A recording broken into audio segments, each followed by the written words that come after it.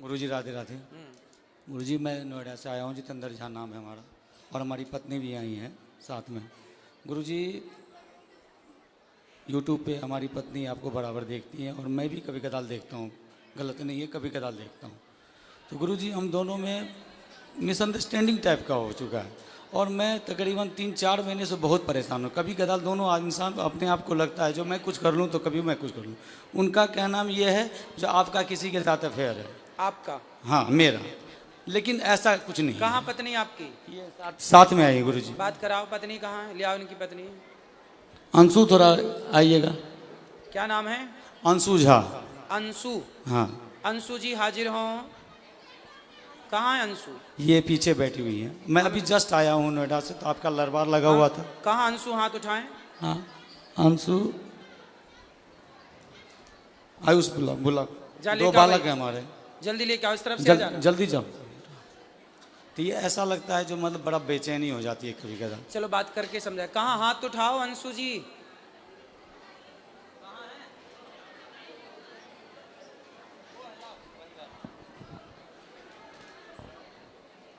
और क्या समस्या है?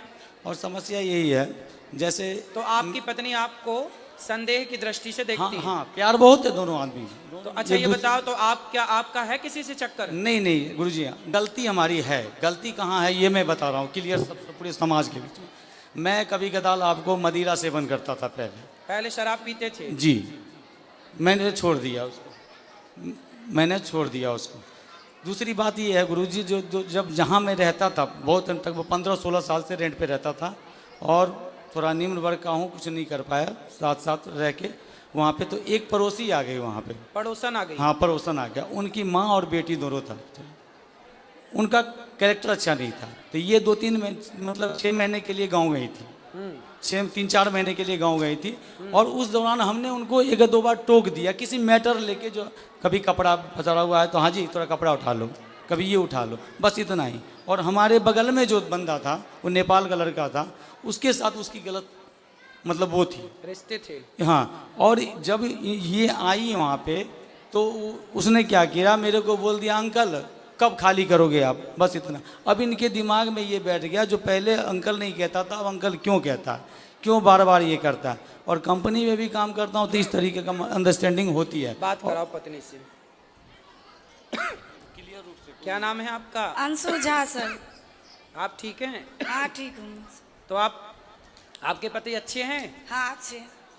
तो आपको ऐसा लगता है कि इनका किसी और के साथ कुछ लफड़ा है? सर ऐसा तो नहीं लगता है, लेकिन कभी कभी मतलब लड़की सब जो होती है वो मतलब अजीब जैसा बिहेव करने लगता है, लड़ाई कर होता है घर में। तो ये आपसे लड़ते हैं कभी कभी? हाँ। क्यों लड़ते हो भैया पत्नी से?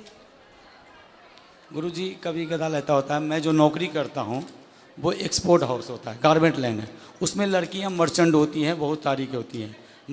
बात व्यवहार होता है अगर वर्क लेवल पे, बस उन्हें। और इन्हें लगता है कोई बात व्यवस्था में जो हाँ ये ऐसा क्यों हो रहा है, आपने क्यों बोला? सर 1 साल से ऐसा हुआ, पहले ऐसा नहीं था। तो आप भी पत्नी को जवाब मत दो, पत्नी की बात मानो। नहीं देता हूँ गुरुजी मैं देता नहीं। अपनी तरफ से लड़ाई मत करो। नहीं करता हूँ, बट कभी कदार मेरे अंदर, यही तो मैं पूछना चाहता हूँ, मुझे मेरे अंदर बेचैनी हो जाती है, जो अब मैं क्या करूँ। किस चीज की बेचैनी? बेचैनी जो आखिर मैं जिसके लिए इतना कर रहा हूँ, घर में इतना बच्चों हैं, 2 बच्चे हैं हमारे, इतना कर रहा हूँ, अब वहाँ मेरा कदर नहीं हो पा रहा है। मैं क्या करूँ, बढ़ जाऊँ क्या? नहीं, कभी कदर कौन नहीं करता? हमारी पत्नी नहीं करती है। बात कराओ। पति की कदर नहीं करती है? हाँ करती। ये तो कह रही हैं करते हैं। अब इनका कदर करने का मतलब ये भी उद्देश्य ले, कदर किसे कहते हैं करना? अब बताओ कदर किसे कहते हैं? बताओ ना, परिभाषा दे दो इनको। इसीलिए मन लगा हुआ था ना, हम गुरुजी के पास आए। बताओ, कोई दिक्कत नहीं है। वैसे एक बात बताएं, मैं आपको एक बात बताऊं, बात करो पत्नी। देखो ऐसा है बेटा, जो पुरुष होता है ना, कई बार वो गलत नहीं होता, पर कुछ पत्नियां उसे गलत देखती हैं। यदि पुरुष समाज में किसी स्त्री से बात कर ले, किसी लड़की से बात कर ले, तो पत्नी को ऐसा लगता है कि शायद इनके साथ चक्कर है। कई बार जो आप सोचते हैं वो गलत होता है। और इस गलती से पता है क्या होता है, कई बार रिश्ते खराब हो जाते हैं, रिश्तों में दूरियां पैदा हो जाती हैं, आपकी प्रसन्नता गायब हो जाती है, क्योंकि जब भीतर संदेह बैठ जाएगा तो खुश कौन रहेगा। लेकिन आप कई बार जो सोचती हो वो गलत होता है, इसलिए सोचो मत। यदि आप अपनी आंखों से देख लो, यदि आपने ठोस प्रमाण इकट्ठे कर लिए तो आप बिल्कुल कहो कि हाँ ये व्यक्ति गलत है। पर जब आपने देखा नहीं, किसी के मुंह से सुना नहीं, कोई ठोस सबूत नहीं है आपके पास, फिर आरोप लगाना गलत है। ठीक है। और दूसरा आप पति की इज्जत, देखो पति, पहले ये बताओ कि आपके पति आपका सम्मान, आपकी इज्जत करते हैं कि नहीं? हाँ करते हैं सर। तो आपको भी करना चाहिए कि नहीं? मैं भी करती हूँ, लेकिन 1 साल से ऐसा हुआ, पहले ऐसा तो नहीं। 1 साल से अब आप इज्जत नहीं करती? नहीं, 1 साल से मतलब लड़ाई झगड़ा थोड़ा ज्यादा हो। नहीं, लड़ाई झगड़ा जब आप शक करोगी, संदेह करोगी, संदेह की भावना रखोगी तो लड़ाई तो होनी है। अब आप संदेह क्यों करना? इसलिए आप समझदार हैं, पढ़े लिखे हैं, बच्चे समझदार हो रहे हैं, बच्चे सब समझेंगे बहुत जल्दी से इन चीज़ों को। इसलिए आप दोनों बड़े प्रेम से रहो। आपके दोनों का वातावरण का प्रभाव इन बच्चों पे पड़ना है, अब लड़ाई का भी और प्यार मोहब्बत से रहने का भी। इसलिए संदेह त्याग दीजिए और पति का सम्मान करना चाहिए। देखो आदमी दिन भर बाहर रहता है, कमाता है, पैसा कमाता है, दिन भर तपता है, थकता है, किसके लिए करता है? कि हमारी पत्नी खुश रहे, हमारे बच्चे खुश रहें। घर में बैठ जाएगा तो कैसे दाल रोटी चलेगी, कैसे बिजली का बिल देगा? तो पैसे तो चाहिए ना, उसके लिए कमाना पड़ता है, और कमाना है तो फिर चारों ओर बातचीत भी करनी पड़ती है समाज से। उसे आप यदि गलत वे पे ले जाएंगे तो वो गलत हो जाएगा। इसलिए अपने पति का सम्मान करना चाहिए। पति का सारी दुनिया अपमान करे चलेगा, पत्नी का सारी दुनिया अपमान करे चलेगा, पर पत्नी सम्मान करे और पति सम्मान करे तो लोग जीते हैं, खुश रह के जीते हैं, कि हमें किसी की ज़रूरत नहीं है।